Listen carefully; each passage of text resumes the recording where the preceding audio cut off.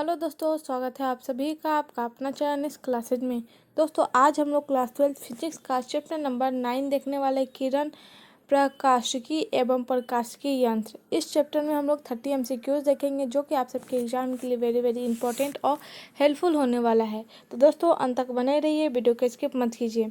हम लोग का पूरा केमिस्ट्री का ऑब्जेक्टिव क्वेश्चन कंप्लीट हो चुका है। अगर वो वीडियो आप लोगों ने नहीं देखा है तो डिस्क्रिप्शन में उनका प्लेलिस्ट दिया गया है। बायो भी कंप्लीट हो चुके हैं तो वहाँ भी उसका भी प्लेलिस्ट दिया गया है, वहाँ से आप लोग देख सकते हैं। तो इस सेशन में हम लोग 30 MCQs करेंगे।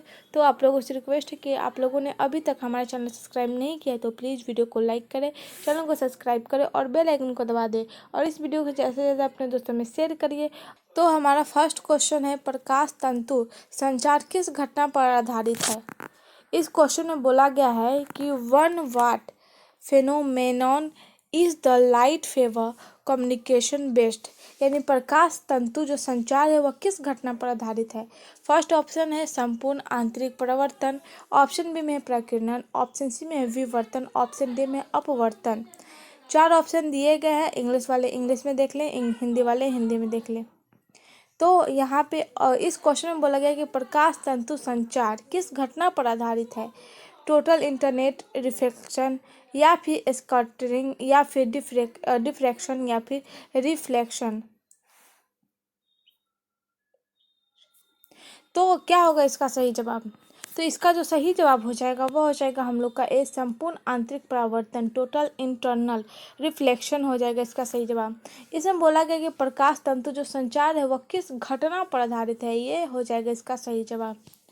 क्वेश्चन नंबर 2 है, एक वस्तु के 3 प्रतिबिंब प्राप्त करने के लिए 2 समतल दर्पण को डैश कोण पर झुकाकर रखना होता है। मतलब इसमें बोला गया है कि कोई एक वस्तु है, 3 प्रतिबिंब प्राप्त करने के लिए हम लोग को 2 समतल दर्पण यानी समान दर्पण वाले जो होते हैं उसको कितना कोण पर झुका के रखेंगे तो हम लोग को 3 प्रतिबिंब प्राप्त होगा। To obtain 3 images of an object, 2 plane mirrors have to be kept at an angle of dash 60 degree, 90 degree या 120 डिग्री या फिर 30 डिग्री। तो हम लोग को बताना है कि कितना डिग्री पर हम लोग को झुकाना पड़ेगा। तो 90 डिग्री इसका सही जवाब होगा। एक वस्तु को जिसमें 3 प्रतिबिंब प्राप्त करने के लिए, एक वस्तु है जिसमें हम लोग को 3 प्रतिबिंब प्राप्त करना है, उसको हमको 2 समतल दर्पण को हम लोग को 90 डिग्री पर झुका के रखना होगा, तभी हम लोग को 3 प्रतिबिंब प्राप्त होगा। क्वेश्चन नंबर 3 है, किस दर्पण में वस्तु का प्रतिबिंब हमेशा छोटा एवं आभासी दिखाई पड़ता है। समतल में, उत्तल में, अवतल में या फिर इनमें से कोई नहीं। In which mirror the image of the object always appear similar and vertical. मतलब इसमें बोला गया है कि किस दर्पण को वस्तु का प्रतिबिंब हमेशा छोटा एवं आभासी दिखाई पड़ता है। तो इसका जो सही जवाब हो जाएगा वो हो जाएगा उत्तल यानी कॉन्वेक्स। उत्तल में जो होते हैं उसमें छोटा एवं आभासी प्रतिबिंब दिखाई देता है। तो उत्तल दर्पण में वस्तु का प्रतिबिंब हमेशा छोटा एवं आभासी दिखाई देगा। तो ऑप्शन जो हो जाएगा हम लोग का बी राइट हो जाएगा।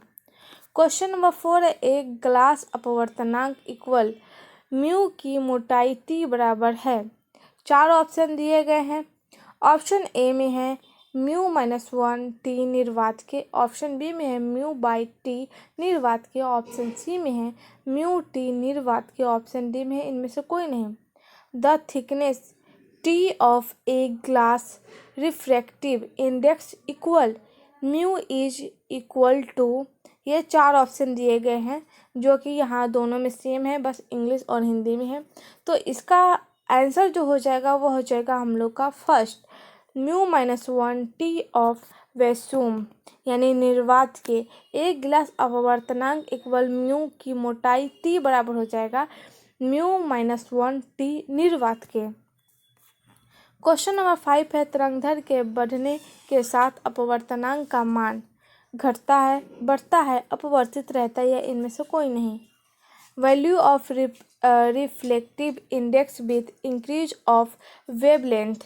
तो इसमें बोला गया है कि तरंगदैर्घ्य के बढ़ने के साथ अपवर्तनांक का नाम कितना होगा।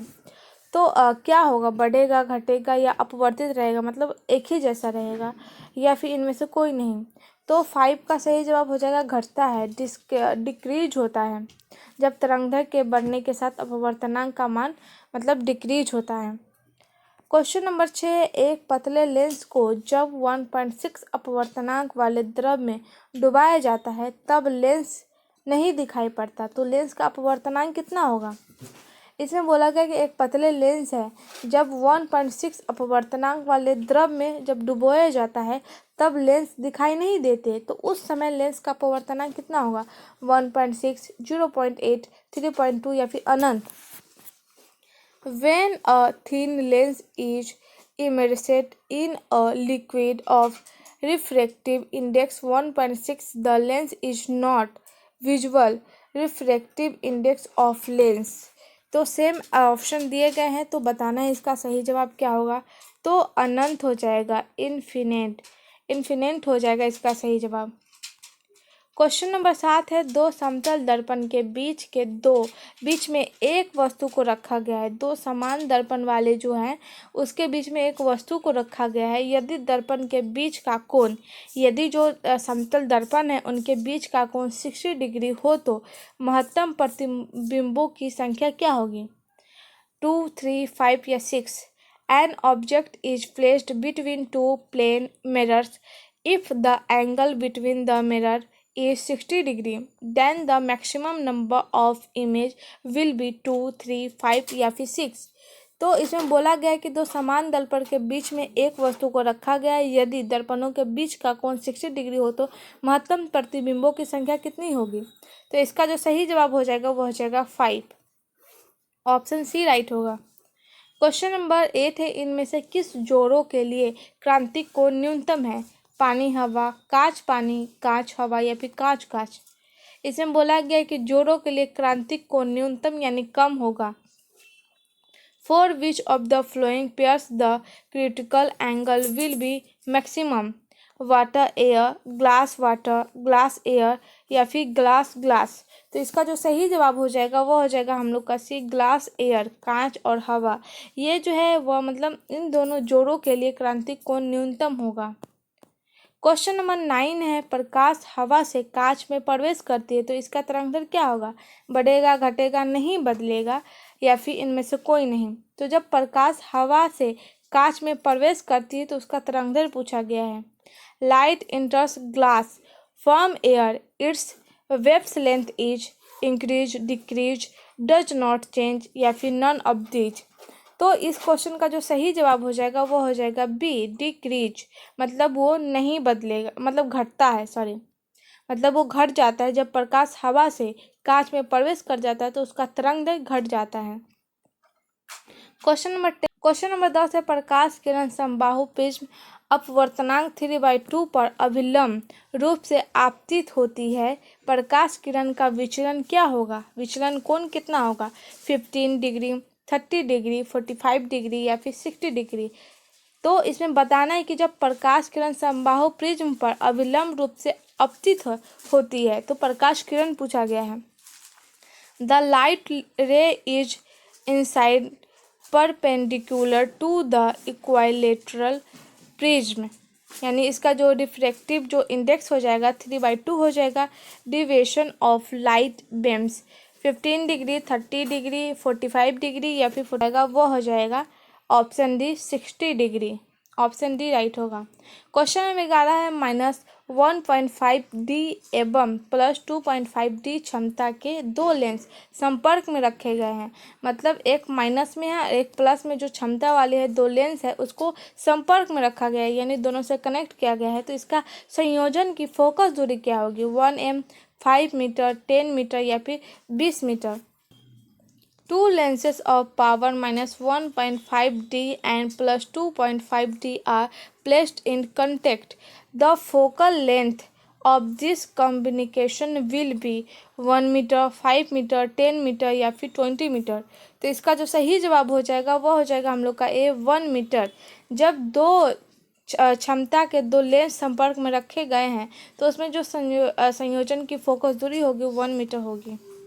क्वेश्चन नंबर 12 है, एक खगोलीय दूरबीन की लंबाई 16 सेंटीमीटर है और इसकी आवर्धन क्षमता 3 है, तो लेंसों की फोकस दूरियां क्या होगी। 4 centimetre, 12 centimetre, 4 centimetre, 8 centimetre, 4 centimetre, 2 centimetre या फिर 8 centimetre, 4 centimetre. The length of an astronomical telescopes is 16 centimeter and its magnifying power is 3. The focal length of the lenses will be 4 centimeter, 12 centimeter, 4 centimeter, 8 centimeter, 4 centimeter, 2 centimeter या फिर 8 centimeter, 4 centimeter। तो इसका जो सही जवाब हो जाएगा वो हो जाएगा हम लोग का ए 4 सेंटीमीटर और 12 सेंटीमीटर। जब मतलब एक खगोलीय दूरबीन की लंबाई जो 16 मीटर है उसकी आवर्धन क्षमता 3 है, तो लेंसों की फोकस दूरियाँ जो हो जाएगी वो हो जाएगी हम लोग का 4 सेंटीमीटर और 12 सेंटीमीटर। क्वेश्चन नंबर 13, एक खगोलीय दर्पण को पानी में डुबोया जाता है तो उसकी फोकस दूरी क्या होगी। एक जो दर्पण है, गोलीय दर्पण है, उसको पानी में डुबोया जाता है तो उसकी फोकस दूरी क्या हो जाएगी, बढ़ जाएगी, घट जाएगी, अचर रहेगी या इनमें से कोई नहीं।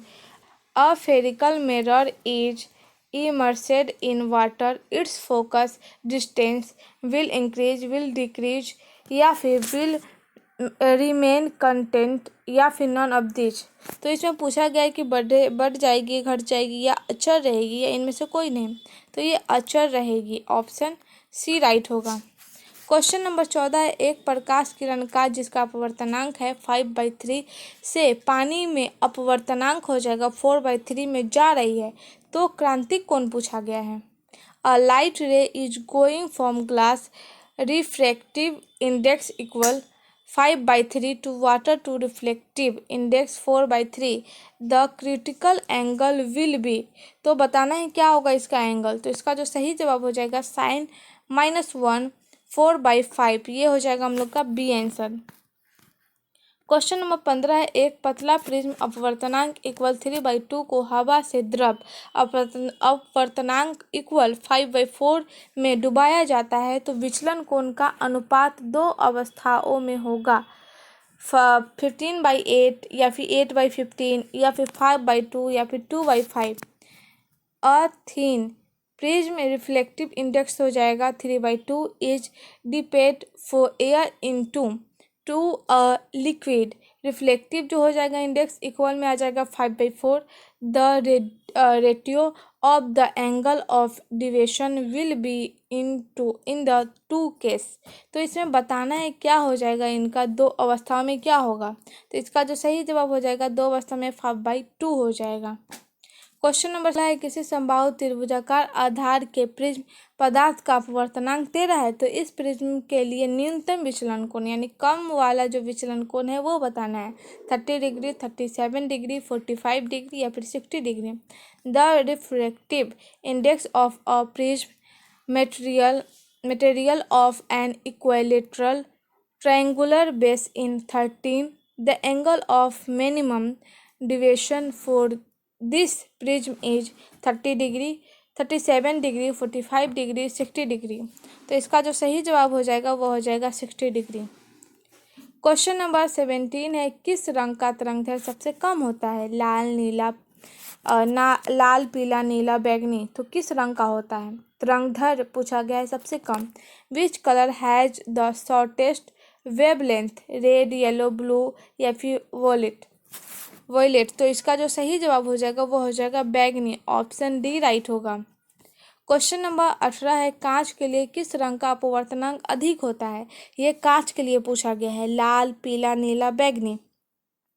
विच colour has the highest refractive index for glass, red, yellow, blue या फिर वॉयलेट। तो इसका जो सही जवाब हो जाएगा वो हो जाएगा इसका भी बैगनी ही होगा। कांच के लिए जो अत्यधिक जो अपवर्तनांक होता है वो बैगनी ही होता है और इसमें था किस रंग का तरंगदैर्घ्य कम होता है तो वो भी बैगनी है।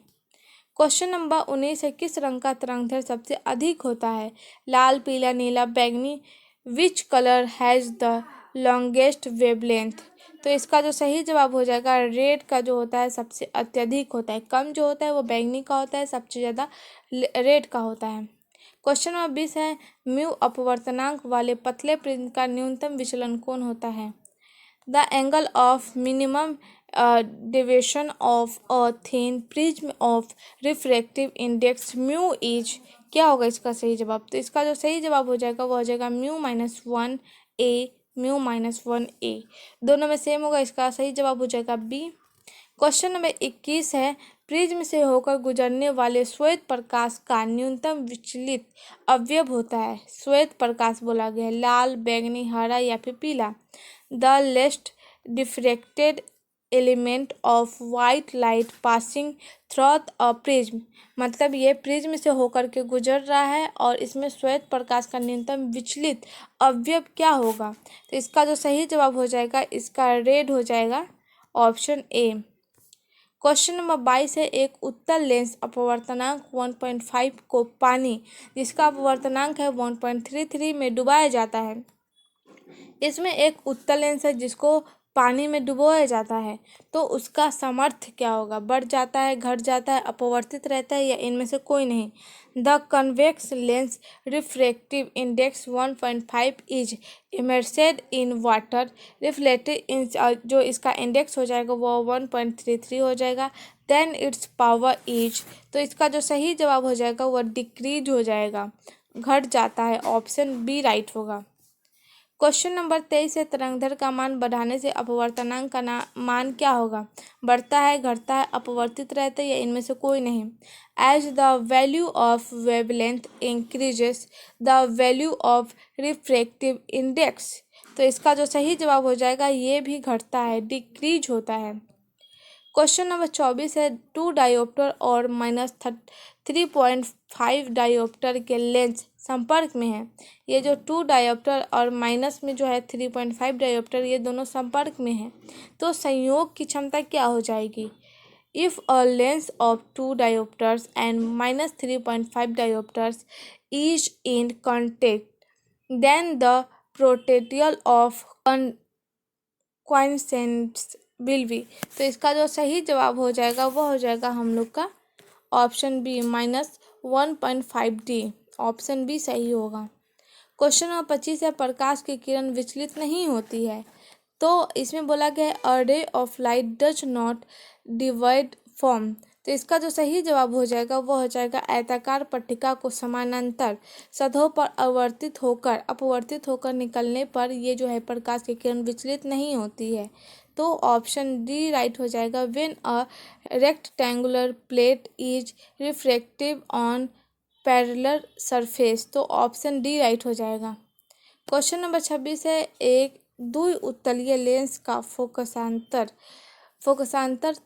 30 सेंटीमीटर तथा 45 सेंटीमीटर है और उसमें पदार्थ के अपवर्तनांक 3.2 है और पानी में डुबोने पर उसका अपवर्तनांक 4/3 हो जाता है, तो पानी में लेंस की फोकस दूरी क्या हो जाएगी।